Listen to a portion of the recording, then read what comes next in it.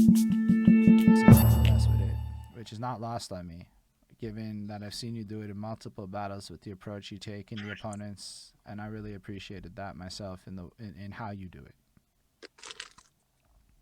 I thank you I mean, that's just because I feel like you always need a beginning, a body, and an ending. And I feel like a lot of the guys in battle rap, when their material is just random, it's cool. It's nothing memorable. You're not gonna be talking about, oh, how I let the blicky spark 5 years from now. But that Holland battle was 10 years ago. People still talk about this. People have been to rehab that's hit me up about that battle. Certain things like that. And that is like a huge goal. You know what I mean? Like that's crazy. You know? Um, those things will always last longer than a punchline. Reality. And I feel like that's my advantage in battle rap. Like I can really break down reality. yeah, that's cool. That's what I thought you were trying to do with it. I actually said that earlier today in a DM to Dutch. If so, I was like, Yeah, nah, yeah. that's what's special Facts. about how you went at it, which I think is why your shit resonates. Because again, I don't know you that well, but I was just cherry picking battles from different years, so you can see what's consistent, right? And A, Mm-hmm. extremely talented, and B, nah, I like the approach you take. But we got a question from the comments, if you're all right with that, from Ismail, who asked, what was your most memorable battle?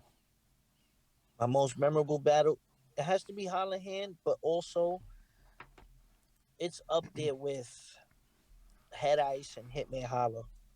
Mm. Yeah. Head Ice Part 1 and I Hitman was Holla. yeah, I was gonna say the head ice one probably. Head Ice Like Part 1, if you was in New York at the time too, like that was so meaningful. Like that was the hottest thing going on in New York City. Uh, Like I was headlining the hottest thing in New York City. And I was the complete underdog. And I went to Harlem battling Head Ice, who was the hottest guy in battle rap in the game. He was already goaded, and I smoked him, you know? And then Hitman Hollow was just like the reassurance where people was like, whoa, like Core is here. You understand? And that was URL's, that was one of URL's first classics. So like that was great. That was major. that's really, honestly, it's really cool to hear you describe it.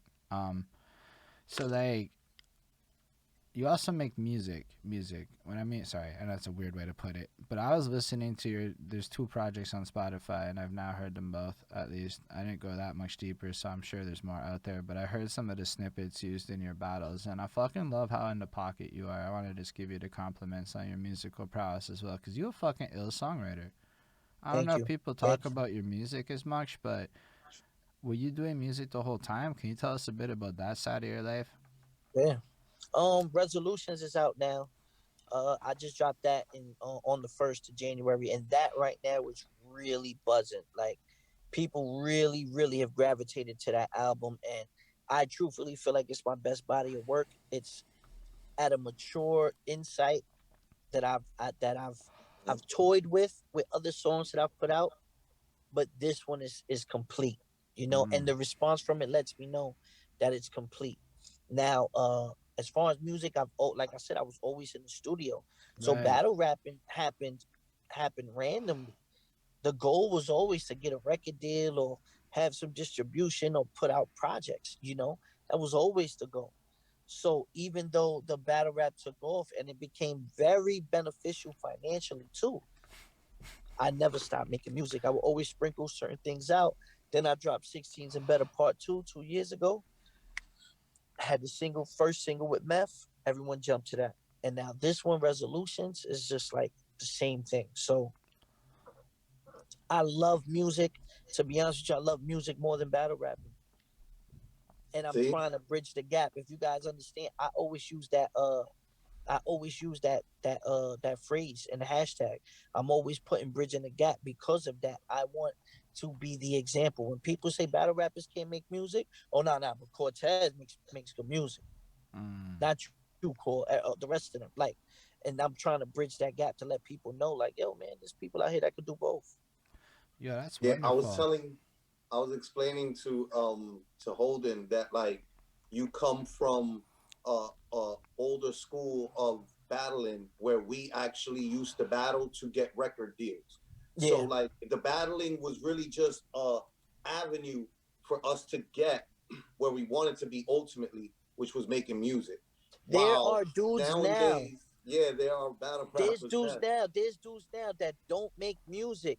They've never been in the studio, but they Yeah, battle rap. They're like, nah, I never. I'm just a battle rapper. Like, you're not a regular rapper. Nah, I'm just a battle rapper.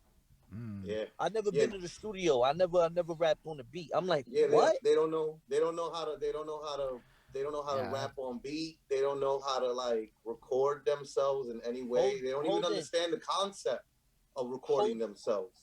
hold in. I already broke it down to you the stages. We went from the karaoke to rapping in high school to rapping in little ciphers in the block to getting to the studios. After that, the next step was I started doing EO dub and doing the pyramid training camp showcases. I Mm. would go to Uh-huh, those open mics every Tuesday and every Sunday. uh-huh. The first time I went to EO dub, I got kicked out. What? That's a first. You know how they have the five things where they battle but they can't diss each other. What's it called? What's it called? That you know what I mean, The right? Where they be like MC challenge. the MC challenge. So that's usually for the new guys. I was a kid. I was like 15. I got in there. My man is performing and shit, but he's like, "Yo, cool, you could get up there for that." I entered the MC challenge, started freestyling, made it to the end, and I started dissing the dude because I didn't really pay attention to the rules. I smoked them, but then it was like, "Yo, that was dope." But no, you're not supposed to be It's dissing the not the person. concept. Get him They're out of like, here. yo, great job at destroying somebody. That's not the concept we're working with here, Exactly. sir. And everyone was like, and I was tight. I was fit. I didn't know how to act. What? Fuck this. But I realized that everyone, afterwards, when I'm outside, everyone's like, yo, shorty, you dope. But you got to pay attention to what's going on. Don't be so aggressive. You know what I mean? And I came back the next week and I started performing. Just working on one song, coming back every week doing that one song, learning how to perfect it, learning how to hold the mic.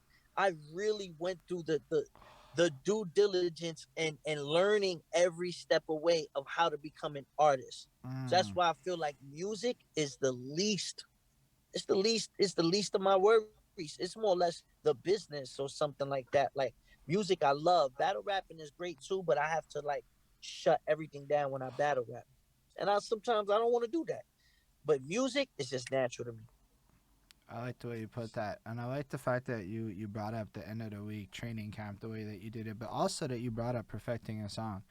I don't know that a lot of people do that. I personally didn't go perfect songs like that when I started, and it was probably a really shitty idea because I put out some maybe not great stuff.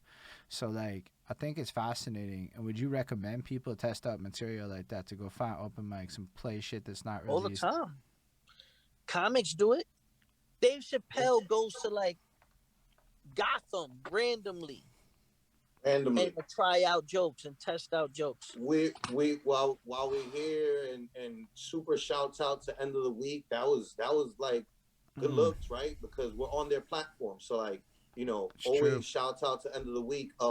Big facts. Vanguard, one of the team members, like he constantly goes to like comedy clubs. And I remember him telling me about a night that he was at. I don't know which one, probably Gotham might be another one, but he said that he was there and that it was the night that Dave, Kevin Hart, Chris Rock all randomly got on stage. I think Marlon Wayans and Dave, Yeah, it was a Bill couple of them. Rutherford. Yeah, Yeah, like I forget who else, but like to be able to be there for something so monumental that then the world is talking about. You know what I mean? Like that's the beauty of New York. You know? That's is pretty beautiful. We even got a cool in the comments from that. Nah, that's fresh, man.